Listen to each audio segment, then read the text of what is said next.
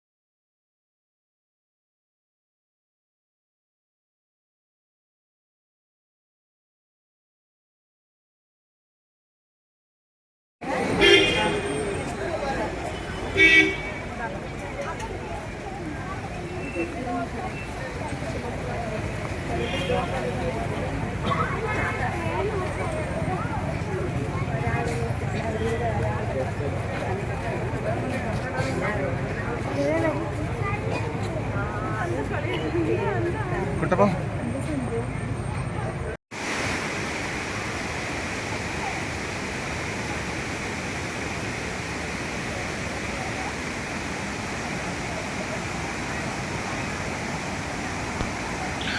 വാഴശാലിൽ ഒരു ഹോട്ടലിൽ നിന്ന് ഉച്ചയ്ക്ക് ഞങ്ങൾ ലഞ്ച് കഴിച്ച് മലക്കപ്പാറയിലേക്ക് യാത്രയായി.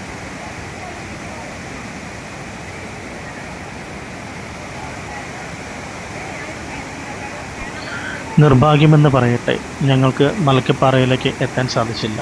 കാരണം ഏതാണ്ട് ഉച്ചയ്ക്ക് 2 മണിയോടുകൂടി അതിരപ്പള്ളി മലക്കപ്പാറ അന്തർ സംസ്ഥാന പാതയിൽ അമ്പലപ്പാറ പെൻസ്റ്റോക്കിന് സമീപം കബാലി എന്ന ആന ഞങ്ങളെ തടഞ്ഞു നിർത്തി. ഞങ്ങളുടെ യാത്ര പാതി വഴിയാക്കി കബാലി അങ്ങനെ നിൽക്കുകയായിരുന്നു വഴിയിൽ. പിന്നീട് വനംവകുപ്പ് എത്തി. മണിക്കൂറുകൾ കഴിഞ്ഞിട്ടും ഒരു അനക്കവുമില്ലാതെ കബാലി അവിടെ തന്നെ വീണ്ടും നിന്നു.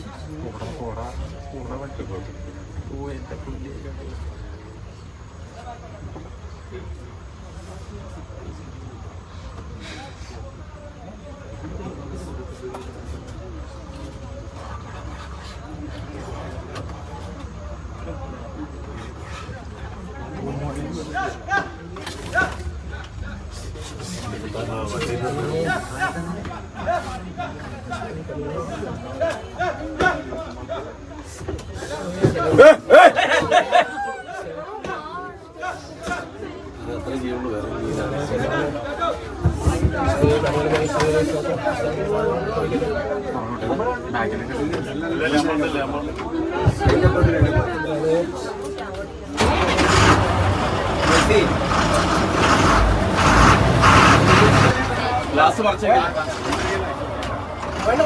ഒന്നും ചെയ്യണ്ട.